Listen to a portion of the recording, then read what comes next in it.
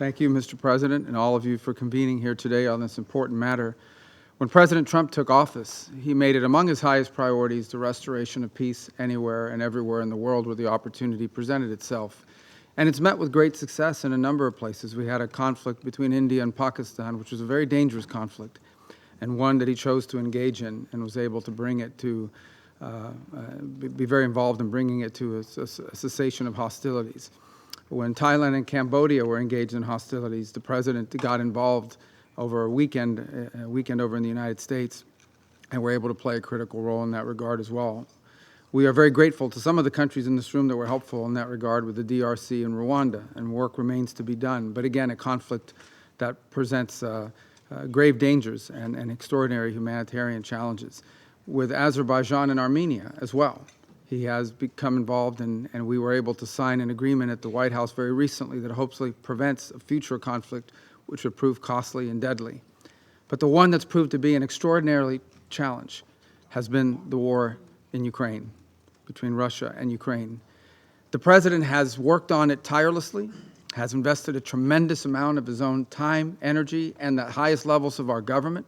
We have had meetings in Turkey, meetings in Saudi Arabia, meetings in Alaska, countless phone calls, doing everything possible to bring this conflict to a resolution and to an end. A war that cannot end militarily. It will end at a negotiating table. That's where this war will end. But the longer it lasts, the more people will die, the more will be destroyed.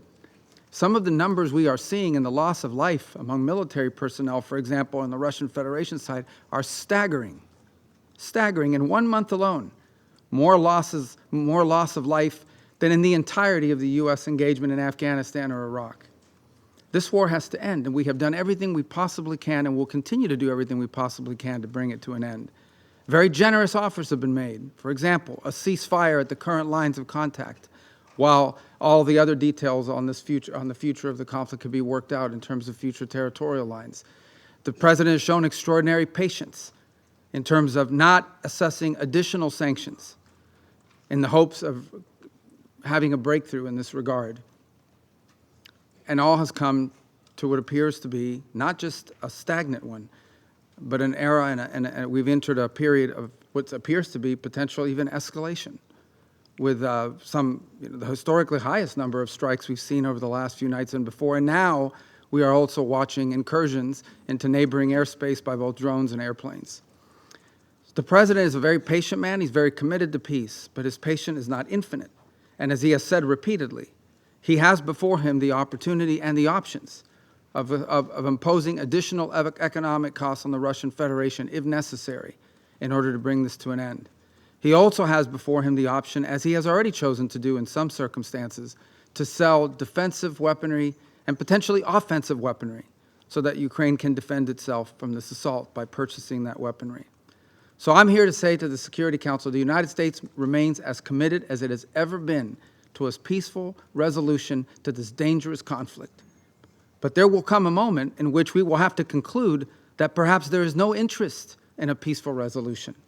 And then the President has before him real options, which he intends to pursue, as he has made clear today in some of the messages he has put out.